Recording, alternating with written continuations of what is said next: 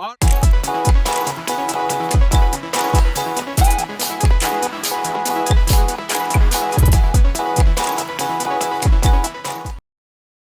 you believe Jesus and God are the same? I don't know what you mean the same. He's not the Father, no? All right. Just like when I ask you to help you understand, is the Quran and Allah the same?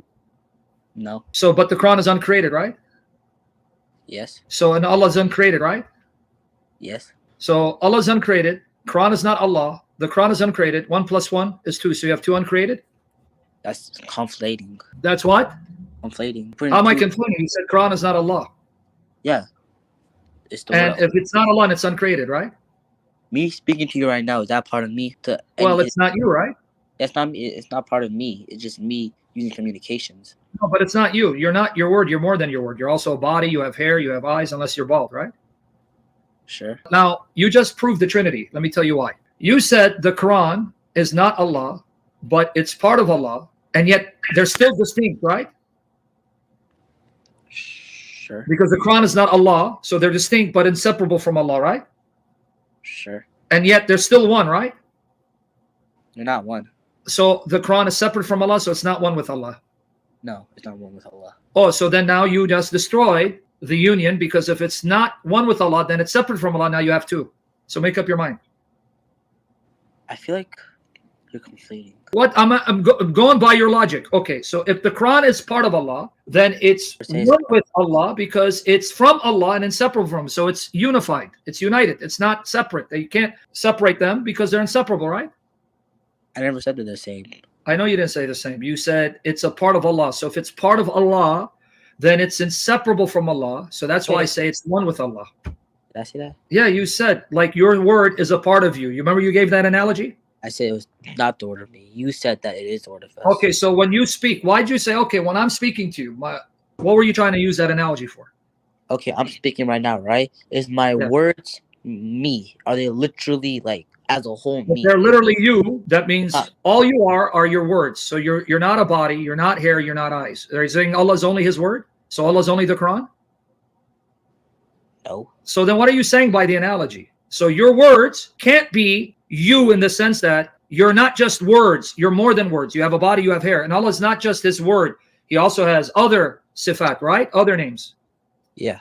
And then names. So what are you saying then about your words and you? Because you're using it as an analogy to Allah. Even if I didn't have words, I would still be me. Yeah, but Allah, if He has no speech, then that means He was defective. That means He couldn't speak. He was mute. So then He had to perfect Himself later? What? You can say that about your God, right? No, I'm saying you just use that as an analogy. Did I? No, you're saying if my God could not speak, He would be mute. That's because you're saying if you don't have your words, you're still you. So you're saying Allah can be Allah without His word?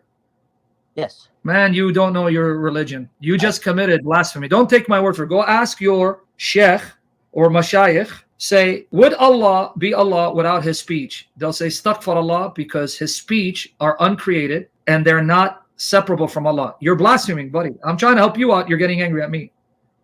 I'm not getting angry. Okay. You cannot say, as a Sunni Muslim, I'm teaching you. Don't take my word for it. Go after this. Go ask your sheikh or mashayikh or scholar. Can I say Allah can exist without His kalam, without His speech? They'll say no, because the sifat, attributes of Allah, are uncreated, inseparable from Him. So Allah could never exist without His speech. So you can't say that, buddy. So, but at the same time, the Muslims will say the sifat are not Allah, but they're not other than Allah. That's what Muslims say. I didn't make it up. So again, don't take my word for it. Say, is it true that Ahl Sunnah wal Jama'ah say the attributes of Allah are not Allah, but they're not other than Allah? Meaning, no attribute of Allah is identical to Allah, because Allah is more than the attributes, but you cannot separate them from Allah.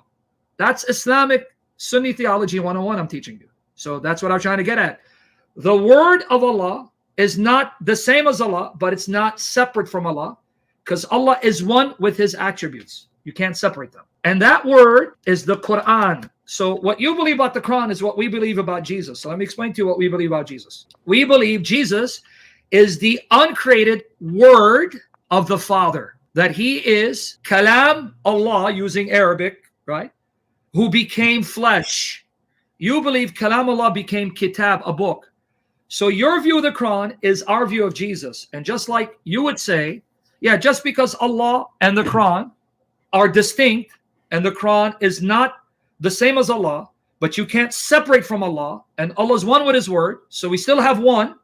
That's what we're saying. The Father and his word, the eternal word, are inseparable. The Father always exists with his word, and that word is who became flesh, and he became a man.